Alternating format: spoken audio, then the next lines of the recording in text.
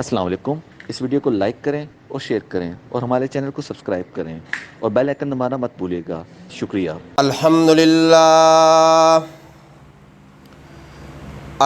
للہ نحمده ونستعینه ونستغفره ونؤمن به ونتوکل علیہ ونعوذ باللہ من شرور انفسنا ومن سیئات اعمالنا من يهده الله فلا مضل له ومن يضلله فلا هادي له ونشهد أن لا إله إلا الله وحده لا شريك له ونشهد أن محمدًا عبده ورسوله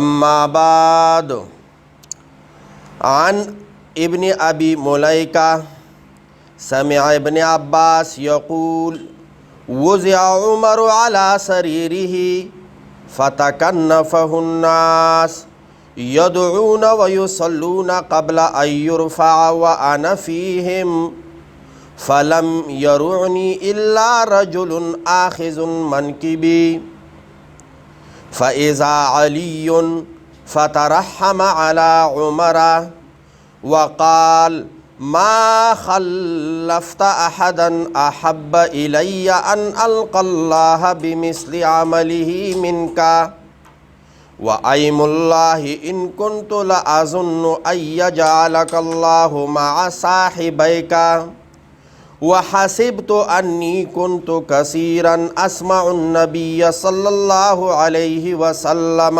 يقول ذهبت أنا وأبو بكر وعمر ودخلت أنا وأبو بكر وعمر وخرجت أنا وأبو بكر وعمر صدق الله مولانا العظيم وصدق رسوله النبي الكريم ونحن على ذلك لمن الشاهدين والشاكرين والحمد لله رب العالمين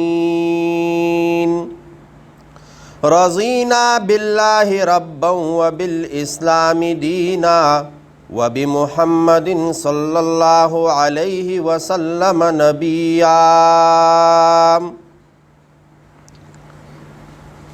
درود شریف پڑھ لیں۔ اللہم صلی علی محمد وعلی آل محمد کما صلیت علی ابراہیم وعلی آل ابراہیم انک حمید مجید اللہم بارک علی محمد وعلی آل محمد کما بارکت علی ابراہیم وعلی آل ابراہیم انک حمید مجید۔ ذی الحجہ کا مہینہ اختتام پذیر ہے۔ 17 ذی الحجہ کو ہم نے شہادت حضرت عثمان غنی رضی اللہ تعالیٰ عنہ بیان کیا، اور اسی مہینے میں حضرت عمر رضی اللہ تعالیٰ عنہ 27 ذی الحجہ کو زخمی ہوئے تھے بروز بدھ نماز فجر پڑھاتے ہوئے، اور پھر شہادت ہوئی یکم محرم الحرام کو بروز اتوار۔ تو اسی مناسبت سے آج حضرت عمر رضی اللہ تعالیٰ عنہ کے بارے میں ان کی زندگی، اسلام لانے کا واقعہ، شہادت، اور پھر محرم الحرام شروع ہوگا تو انشاءاللہ پھر حضرت حسین رضی اللہ تعالیٰ عنہ کا جو واقع شہادت ہے، واقع کربلا ہے۔ اب واقعہ تو بہت تفصیل ہے فضائل اور مناقب اور یہ سارے اتنے وقت میں تو بیان نہیں ہو سکتے، لیکن کوشش کرتے ہیں کہ تھوڑا سا خلاصہ آپ کے سامنے رکھوں۔ ہم سنتے ہیں کہ حضرت عمر رضی اللہ تعالی عنہ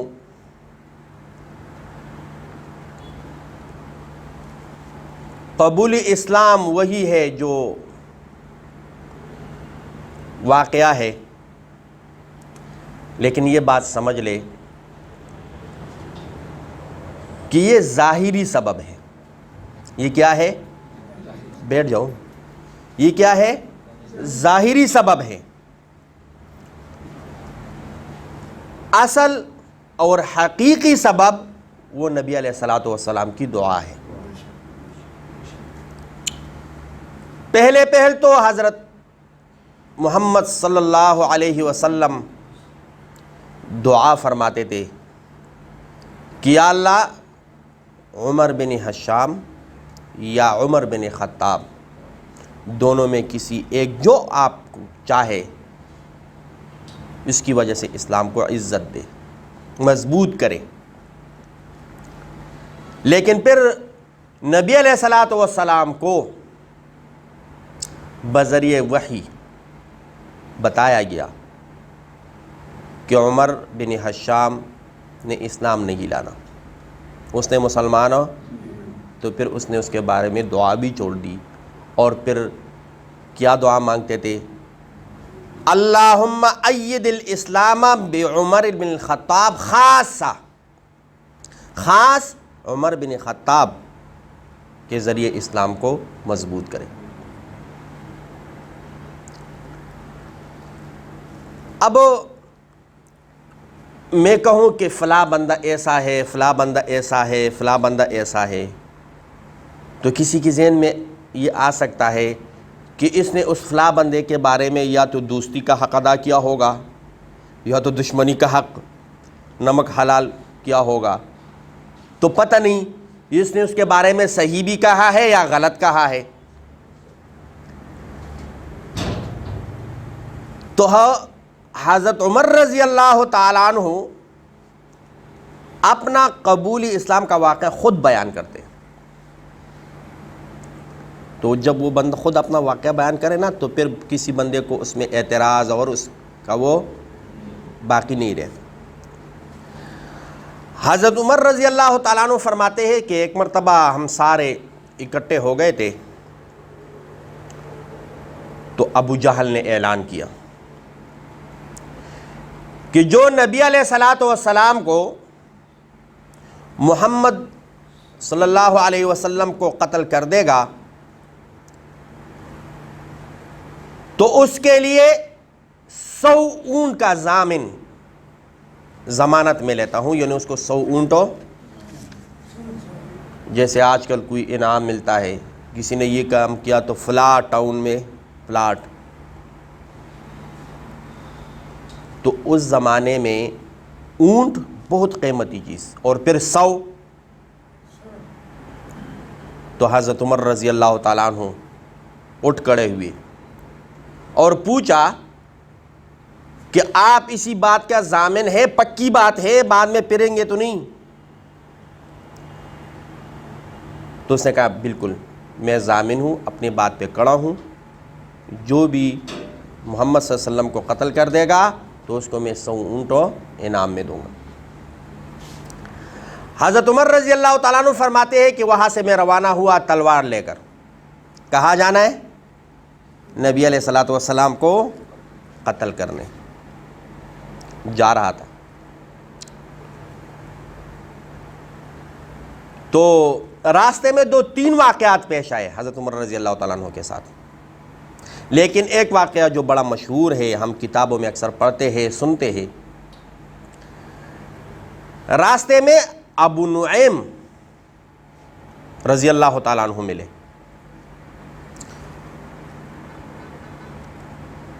سلام دعا کے بعد پوچھا کہاں کا ارادہ ہے، یعنی وہ بعض مرتبہ ظاہری شکل سے بھی ارادے اچھے نہیں لگتے بندے کے، تو دوسرے دیکھنے والوں کو پتہ چلتا ہے ارادے تو خطرناک ہے، کہاں جانا ہے. تو حضرت عمر رضی اللہ تعالیٰ عنہ نے جواب دیا کہ محمد کو قتل کرنے.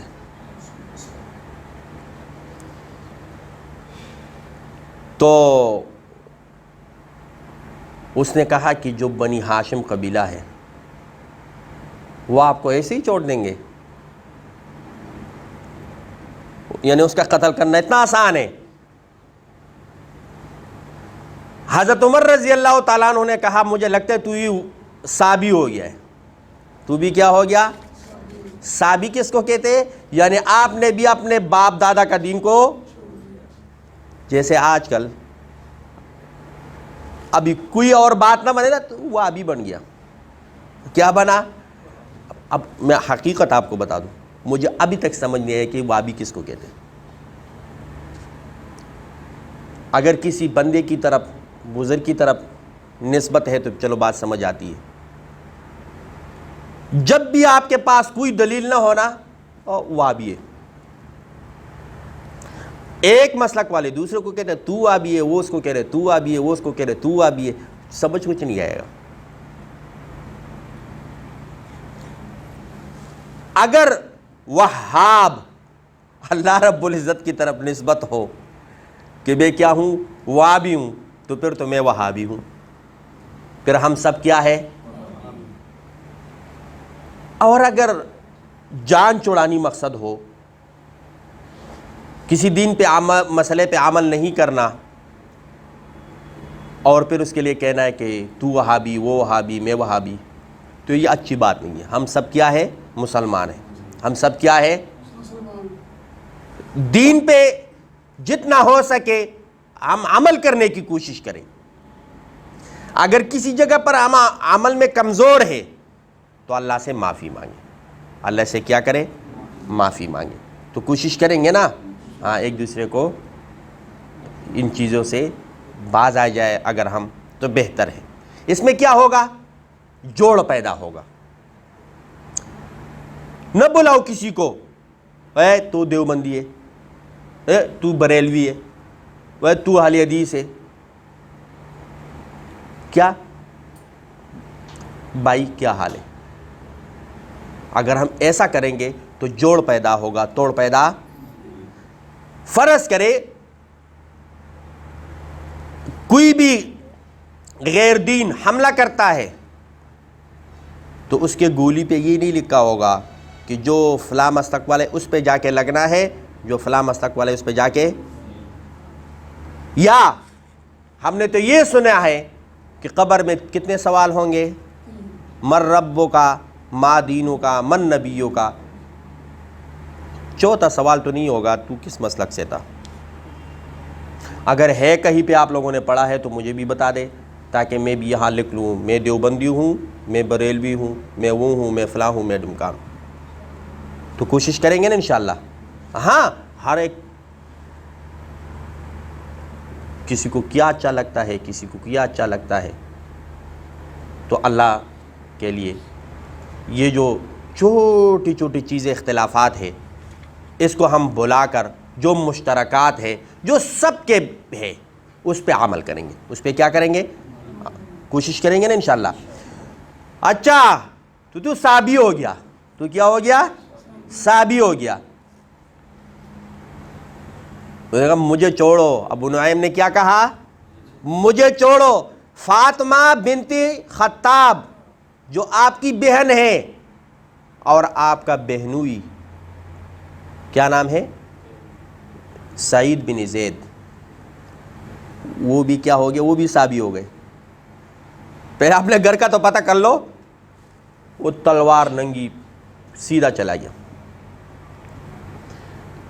دروازہ بند تھا، کان لگا کے سنا تو اندر تلاوت ہو رہی ہے. حضرت عمر رضی اللہ تعالیٰ عنہ جو ابھی رضی اللہ تعالیٰ نہیں بنے تھے، حضرت عمر داخل ہوئے اور بہنوئی کو مارنا شروع کیا. تو بہن آئی اس کو چھڑانے کے لیے، اس کو بھی مارنا شروع کیا. وہ بھی زخمی ہو گئی. وہ بھی تو خطاب کا خون تھا. وہ کہنے لگے آپ جو مرضی کریں, آپ جو, ہم مسلمان ہوئے ہیں اور اپنا دین ہم نہیں چھوڑیں گے, اپنا دین ہم. دل نرم ہو گیا, اور پھر کہا کہ اتنے جان دینے پہ تلے ہوئے ہو تو ذرا مجھے بھی تو بتاؤ پڑھ کیا رہے ہو. تو بہن نے کیا جواب دیا؟ فَإِنَّكَ نَجَسٌ, تو پلید ہے. لَا يَمَسُّهُ إِلَّا الْمُطَهَّرُونَ, قرآن مجید کو پاک بندے چھو سکتے ہیں, ناپاک ہو. اب یہاں یہ مسئلہ یاد رکھو, اکثر عام طور پر ایسا ہوتا ہے ہم لوگوں میں بے وضو ہوتے ہیں, قرآن مجید کو پکڑ لیتے ہیں. کیوں؟ لوگ یہ نہ سمجھے کہ میں بے وضو ہوں. تو اللہ رب العزت کو تو پتہ ہے نا, اگر بے وضو ہے آپ تلاوت کرے لیکن قرآن مجید کو نہ چھوئے. ہاں کوئی کپڑا وغیرہ ہو اس سے پکڑ لیا تو ٹھیک ہے, تو کوشش کریں گے نا انشاءاللہ. لا یمسہ الا المطہرون, فقم, کھڑے ہو جاؤ, فتوضا, وضو کرو. کیا کرو؟ اور بعض روایات میں آتا ہے کہ فغسل, غسل کرو. جو بھی ہے, غسل کیا یا وضو کیا, آئے تو سورۃ الطٰہٰ کی تلاوت. کون سی سورت؟ سورۃ الطٰہٰ کی تلاوت کی. جب اس آیت پہ پہنچے, کون؟ یہ حضرت عمر رضی اللہ عنہ سن رہے تھے. اننی انا اللہ فاعبدنی,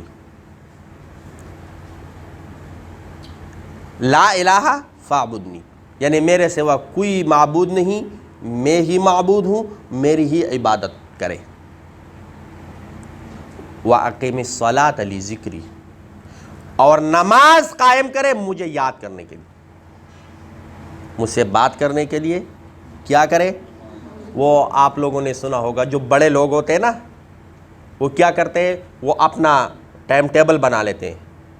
فلاں ٹائم میں نے فون نہیں سننا, فلاں سے فلاں ٹائم تک میں نے سب کا فون سننا ہے, میسج پڑھنا ہے, وائس میسج سننی ہے, کال اٹھانی ہے.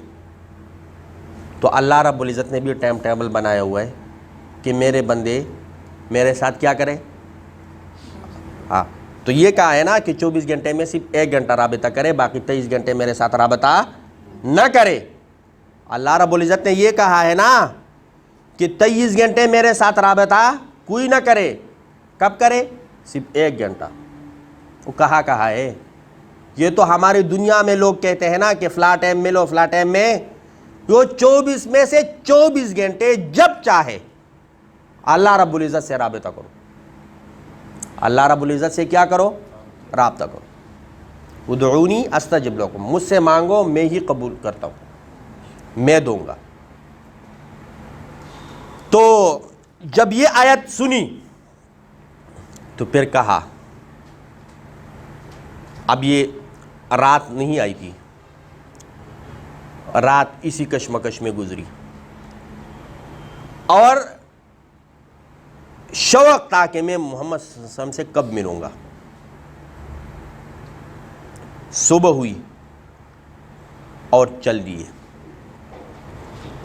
دار ارقم, جہاں پر صحابہ سارے اکٹھے ہوتے تھے.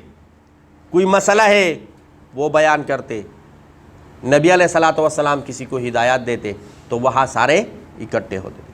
لیکن یہ چپکے ہوتا تھا. عبادت بھی کرنی تو مسجد حرام کے قریب بھی کوئی نماز نہیں پڑھ سکتا تھا. حضرت عمر رضی اللہ تعالیٰ عنہ پہنچے, دروازہ کھٹکھٹایا. کون؟ عمر. سارے سہم گئے. اب یہ سوچ رہے کہ اجازت دے اندر آنے کی یا اجازت نہ دے. ایک صحابی نے کہا اگر عمر خیر کے ساتھ آیا ہے تو ان کے ساتھ خیر کا معاملہ کیا جائے گا, اگر وہ شر کے ساتھ آیا ہے تو وہ اکیلا ہے، ہم اس کا کام تمام کر دیں گے۔ نبی علیہ الصلوۃ والسلام نے بھی حکم دیا کہ اجازت دے اور ان کو آنے دے۔ حضرت عمر رضی اللہ تعالیٰ عنہ آئے، سیدھا نبی علیہ الصلوۃ والسلام کے سامنے کھڑے ہوئے۔ نبی علیہ الصلوۃ والسلام نے سینے مبارک پہ ہاتھ رکھا اور کہا اللہ تجھے ہدایت دے، اللہ تجھے ہدایت دے۔ اور یہ کیسے آنا ہوا، یہ سارے واقعات، اور کلمہ پڑھ لیا، اور حضرت عمر کیا بنے؟ حضرت عمر رضی اللہ تعالیٰ عنہ مسلمان ہوئی۔ وہاں پر نعرہ بلند ہوا، نعرہ تکبیر، اللہ اکبر۔ اور عمر کے ہوتے ہوئے کوئی چپکے سے بھی عبادت کرے؟ نہیں، سب کے سامنے، اور میں دیکھتا ہوں کون روکتا ہے ہمیں۔ اس کے بعد سے سب کے سامنے عبادت کرنی۔ وہ دعا کیا تھی؟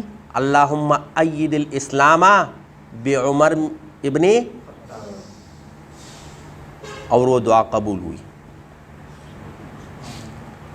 آئے تھے کس ارادے سے اور گئے تو کیا؟ تو ایک بات یاد رکھو، یہ جو دلوں کا پیرنا ہے نا، اس میں ایک سیکنڈ نہیں لگتا، اور یہ کس کے قبضے قدرت میں ہے؟ اللہ کے۔ سوئے تو نہیں ہو نا؟ اونچی آواز سے بولو، کس کے قبضے قدرت میں ہے؟ اللہ کے۔ اللہ جسے چاہتا ہے ہدایت دیتا ہے، جسے چاہتا ہے عزت دیتا ہے، جسے چاہتا ہے ذلت دیتا ہے۔ تو اپنے لیے دعا مانگا کرے کہ یا اللہ ہمیں یہ اسلام کی نعمت آپ نے عطا کی ہے بغیر کسی محنت کے، مسلمانوں کے گھروں میں پیدا ہوئے، جو محنت، جو شہادتیں، جو بھوک، جو لمبے لمبے سفر، وہ تو صحابہ نے ہمیں دین پہنچا دیا۔ اب یہ جو نعمت آپ نے ہمیں عطا کی ہے، اسی کے ساتھ موت عطا فرما، کیونکہ بڑے بڑے لوگ ایسے گزرے ہیں کہ ان کا خاتمہ کفر پہ ہو جاتا ہے۔ اللہ رب العزت ہماری سب کی حفاظت فرمائے اور ہمارے سب کا خاتمہ ایمان سے فرمائے۔ جب مسلمان ہوئے تو آپ لوگوں کو یہ بھی پتہ ہے کہ ہر جگہ پر کوئی نہ کوئی ایسا بندہ ہوتا ہے نا جو میڈیا سے زیادہ تیز ہوتا ہے، جو میڈیا سے بھی زیادہ کیا ہوتا ہے، وہ بات ابھی ہوئی نہیں ہے اور پورا ورقہ آپ کو پتہ چل گیا، بات ابھی ہوئی نہیں اور پورا ملک کو پتہ چل گیا۔ تو اس وقت ایک شخص تھے، اس کا نام ہے جمیل یا جمل بن معمر۔ حضرت عمر رضی اللہ تعالیٰ عنہ بھی یہ چاہ رہے تھے کہ میں بھی کوئی ایسا بندہ اس کو خبر دوں اپنے اسلام کا کہ پورے مکہ اور مدینہ میں یہ خبر ہو پھیل جائے۔ تو کہ میں سیدھا چلا گیا اس کے پاس اور میں نے کہا میں تو مسلمان ہو گیا ہوں، لا الہ الا اللہ محمد الرسول اللہ، میں تو مسلمان ہو گیا ہوں۔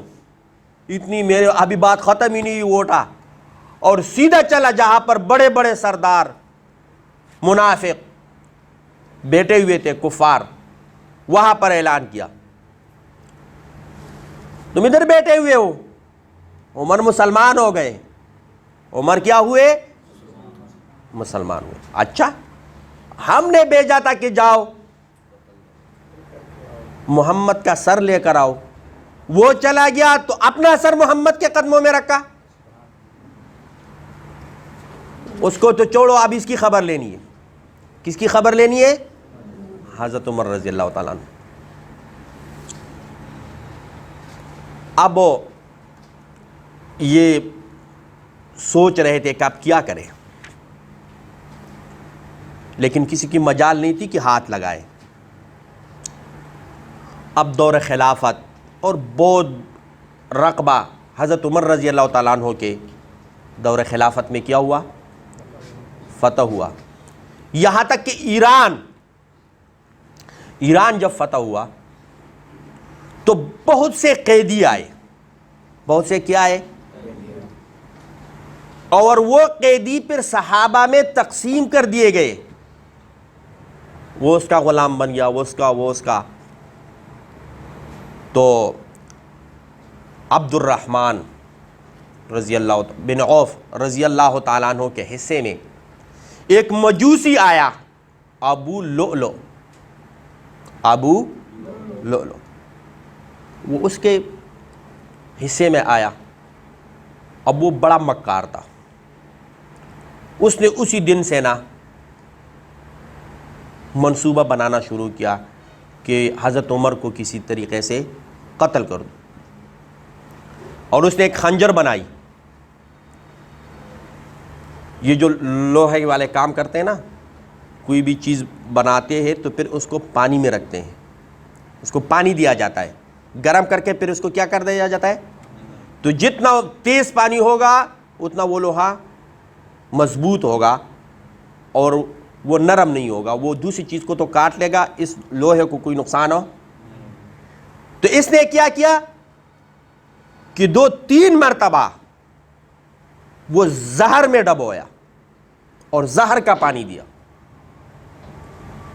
اور پھر موقع تلاش کرنے لگا کہ مجھے کوئی ایسا موقع ملے کہ میں حضرت عمر رضی اللہ تعالیٰ عنہ کو کیا کروں, شہید کروں. موقع مل گیا اس کو. یہ مسجد میں گئے اور محراب میں رات کے وقت محراب میں چپ کر کے بیٹھ گئے. اب نماز کس نے پڑھانی ہے؟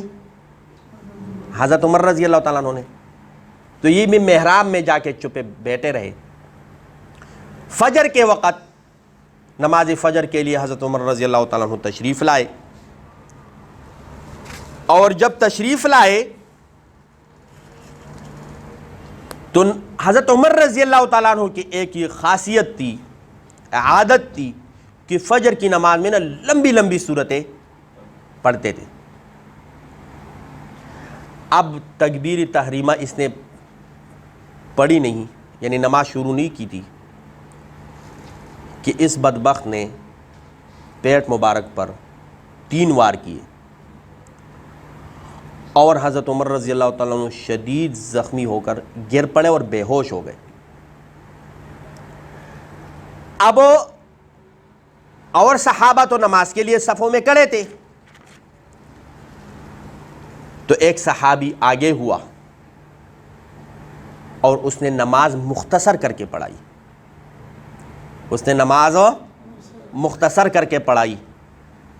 اور اتنے میں صحابہ تو نماز میں کیا تھے, تو یہ صفوں کو نا چیرتا پالتا ہوا بھاگنے لگا.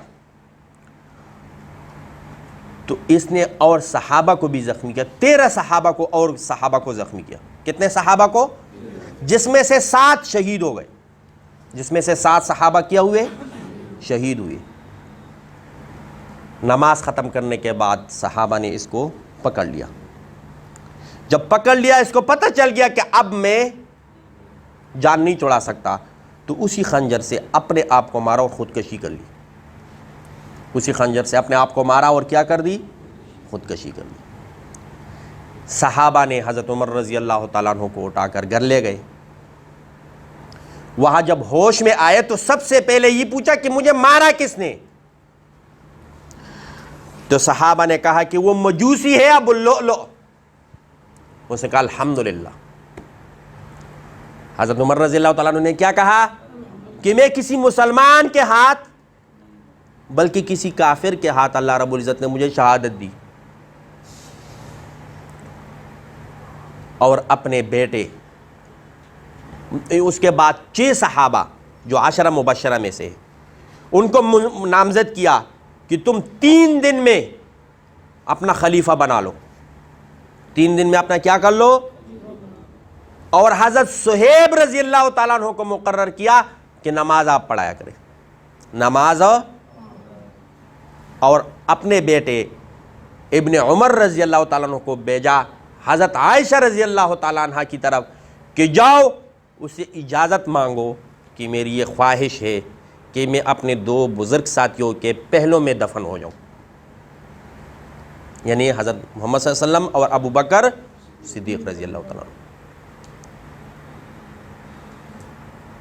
ابن عمر رضی اللہ تعالیٰ عنہ جب چلے گئے، حضرت عائشہ رضی اللہ تعالیٰ عنہ کو یہ کہا کہ میرے والد آخری سانسیں چل رہی ہے، وہ تو یہ چاہ رہا ہے، اس کی خواہش ہے۔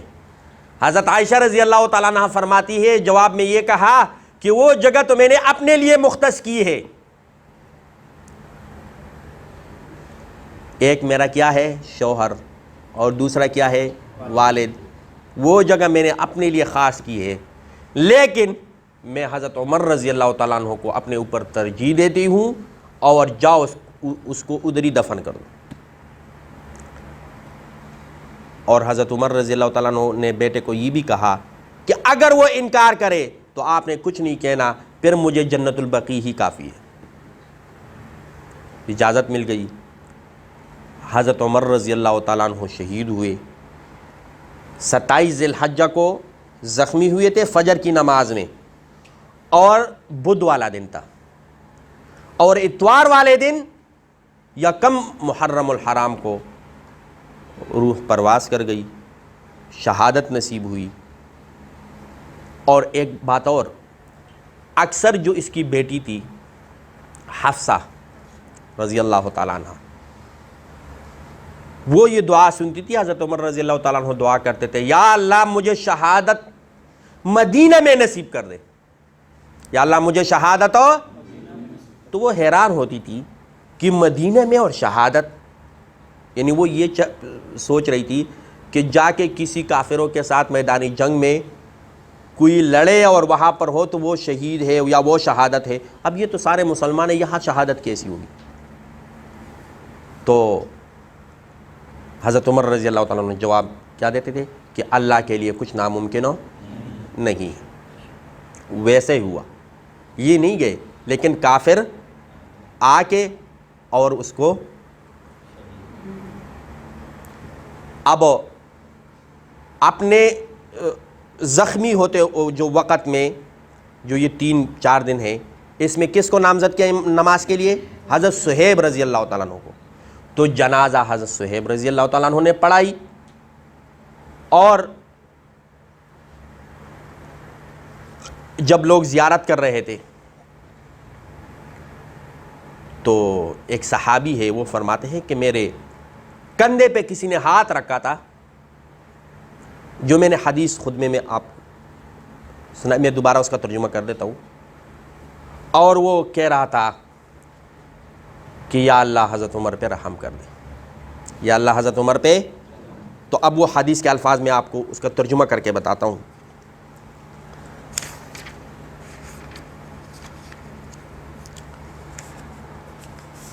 عن ابن ابی ملیکہ سمع ابن عباس یقول وضع عمر علی سریرہ،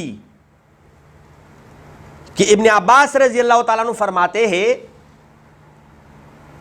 کہ حضرت عمر رضی اللہ تعالیٰ عنہ کو جب چارپائی پہ لٹایا گیا، فتکفنہ الناس، لوگ اس کفن دے رہے تھے، یدعونا، دعا مانگ رہے تھے، ویصلونا، اور درود شریف لوگ پڑھ رہے تھے، قبل ان یرفع، دفن ہونے سے پہلے، دفن ہونے سے پہلے، وانا فیہم، ابن عباس رضی اللہ فرماتے ہیں کہ میں بھی موجود تھا، میں بھی کیا تھا؟ فلم یرعنی الا رجل آخذ منکبی، میرے کندھوں پر ایک پکڑے ہوئے تھے ایک بندے نے، میں نے اچانک دیکھا فاذا علی، وہ حضرت علی رضی اللہ تعالیٰ عنہ تھے۔ کون تھے؟ حضرت علی رضی اللہ تعالیٰ عنہ۔ فترحم علی عمر، حضرت عمر رضی اللہ تعالیٰ عنہ کے رحم کی دعا مانگ رہے تھے، اور کہہ رہے تھے کہ اے عمر، تم نے اپنے بعد کوئی ایسا شخص نہیں چھوڑا کہ مجھے اس کی خواہش ہو کہ میں اس شخص کے عمل کو لے کر اللہ کے حضور حاضر ہوں. اللہ کے حضور ہو. خدا کی قسم میں یہی گمان کرتا تھا کہ تم کو اللہ تمہارے دونوں پیشرو ساتھیوں یعنی رسول اللہ اور ابو بکر صدیق صلی اللہ علیہ وسلم رضی اللہ عنہ کے ساتھ کر دے گا. یعنی اس میں مجھے کوئی شک ہو. کیوں مجھے کیوں شک ہوتا؟ کیونکہ میں اکثر نبی علیہ الصلوۃ والسلام سے سنتا تھا. کیا سنتا تھا؟ کہ ذہبت انا و ابو بکر و عمر، میں چلا ابو بکر اور عمر کے ساتھ. ودخلت انا و ابو بکر و عمر، فلاں جگہ میں داخل ہوا ابو بکر اور عمر ساتھ تھے. وخرجت انا و ابو بکر و عمر، میں فلاں جگہ سے نکلا ابو بکر اور عمر ساتھ تھے. تو مجھے پکا یقین تھا کہ ان دونوں کے ساتھ ہی. اب بعضوں نے یہ کہا کہ زندگی میں تو ساتھ ساتھ تھے. حضرت علی رضی اللہ تعالیٰ عنہ بھی فرماتے تھے کہ وہاں کوئی تیسرا تذکرہ نہیں تھا کہ دخلت انا و ابو بکر و عمر و فلان. تو اب میں آپ نے اپنے بات کو ایسا چھوڑا نہیں جس کی وجہ سے میں اس کا عمل لے کر حاضر ہو جاؤں. اور محدثین فرماتے ہیں کہ زندگی میں تو نبی علیہ السلام ابو بکر عمر، نبی علیہ السلام ابو بکر عمر، لیکن اللہ رب العزت نے جو روزہ ابو بکر اور عمر، روزہ رسول ابو بکر اور قیامت والے دن ہمارا یہ عقیدہ ہے انشاءاللہ جب سارے اپنے قبروں سے اٹھیں گے تو نبی علیہ السلام ابو بکر اور عمر. اللہ رب العزت ہم سب کو صحابہ کی نقش قدم پر چلنے کی توفیق عطا فرمائے. سنتیں جنہوں نے نہیں پڑھی وہ سنتیں پڑھ لیں.